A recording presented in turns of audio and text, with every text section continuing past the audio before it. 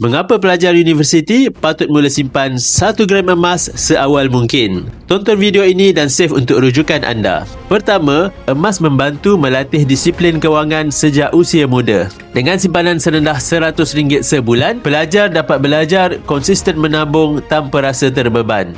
Kedua, emas kalis inflasi. Berbeza dengan duit tunai yang semakin susut nilai setiap tahun, emas terbukti mengekalkan kuasa beli sejak beribu tahun. Dalam tempoh panjang, emas menjadi penyelamat dari kenaikan harga barang. Ketiga, emas mudah dicairkan bila perlu. Apabila terdesak perlukan duit untuk bayar yuran atau kos perubatan, emas boleh dijual dengan mudah tanpa prosedur rumit seperti pinjaman bank. Keempat, modal permulaan yang rendah. Hanya dengan RM100, sesiapa sahaja mampu bermula walaupun masih belajar. Ini jauh lebih mudah berbanding menabur hartanah atau saham yang perlukan ribuan ringgit. Dan kelima, emas adalah aset fizikal milik sendiri. Anda tidak perlu risau tentang kegagalan syarikat atau kejatuhan pasaran saham.